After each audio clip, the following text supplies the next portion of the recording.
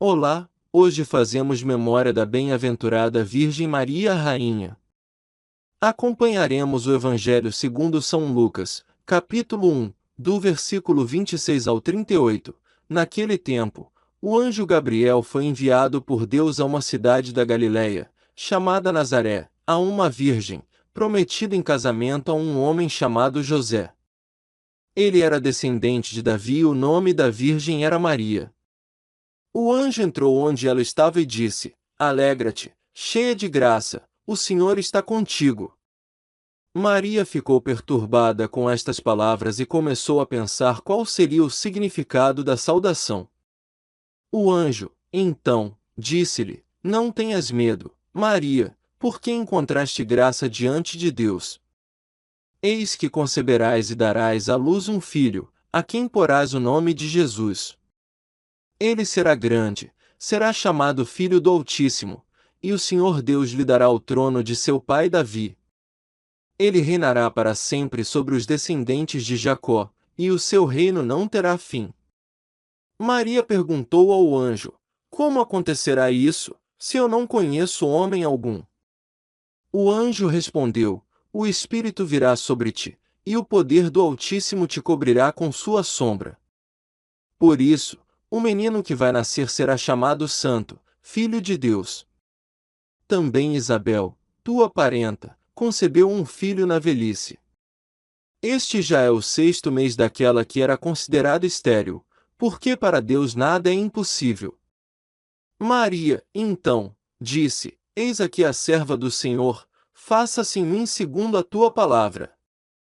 E o anjo retirou-se. Palavra da salvação. Glória a vós, Senhor. São Gregório Magno escreveu: Não é qualquer anjo que é enviado à Virgem Maria, mas o arcanjo São Gabriel.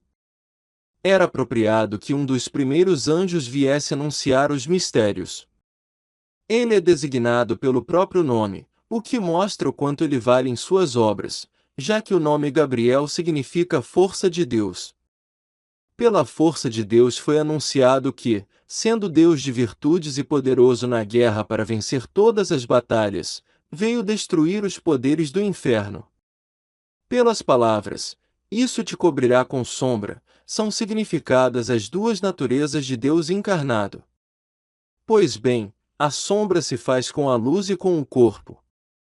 O Senhor é a luz por causa de sua divindade.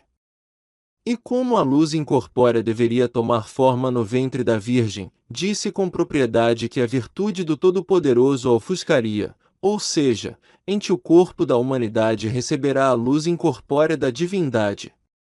Isto também é dito a Maria pela doce consolação dada pelo céu. Ao contrário da nossa santidade, é singularmente assegurado que Jesus Cristo nascerá santo. Pois nós, embora nos tornemos santos, não nascemos assim, mas constrangidos pela condição de uma natureza culpada, podendo dizer com o profeta: Eis que fui concebido em pecado, escrito no Salmo 50. Ele nasceu verdadeiramente único santo, que não foi concebido de nenhuma união carnal, que não, como acreditam tolamente os hereges, existe um na humanidade e outro na divindade, de modo que, sendo um homem simples concebido, então Deus teria assumido seu corpo. Mas, o anjo anunciando e o Espírito Santo vindo, verbo imediatamente no ventre, ou seja, instantaneamente palavra é carne dentro do ventre, daí se segue, ele será chamado. São João Crisóstomo escreveu: O anjo não anuncia a virgem depois do parto, para que ela não fique muito perturbada, mas antes fala com ela antes da concepção.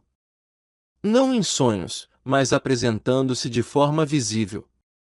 Porque como iria receber uma grande revelação, ele precisava de uma visão solene antes do cumprimento. Talvez pareça enorme, ou indecente, para alguns que Deus habite num corpo. Mas será que o Sol, cujo corpo é sensível, mancha sua própria pureza para onde quer que emita os seus raios?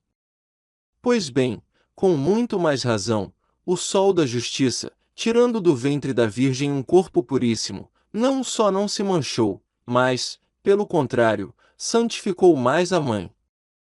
Como se dissesse: não se concentre na ordem natural quando se trata de coisas que vão além e excedem a ordem da natureza. Você diz: como isso será feito, já que não conheço homem algum? Pois bem, pela mesma razão que você não conhece um homem, isso acontecerá, porque se você conhecesse um homem, não seria considerado digno deste mistério.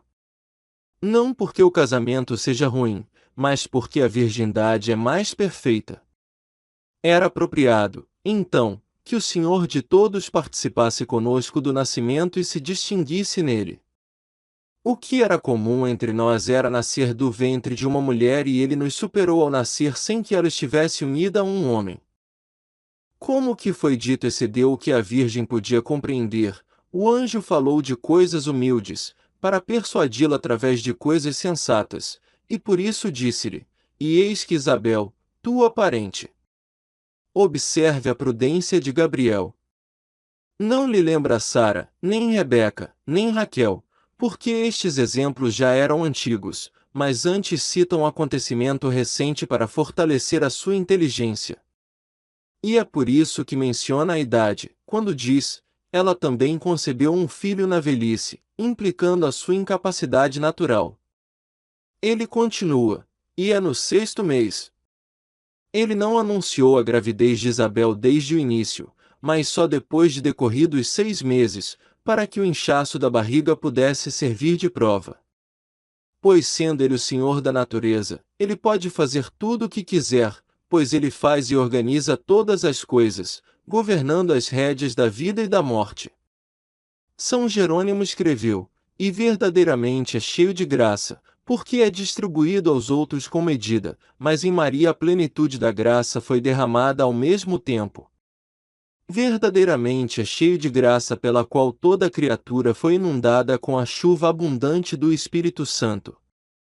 Ele já estava com a Virgem que lhe enviou o seu anjo e o Senhor antecipou o seu mensageiro. Aquele que está em toda parte não poderia estar contido em um só lugar, daí segue: o Senhor está com você. Ajude este canal se inscrevendo e compartilhando este vídeo. Até amanhã!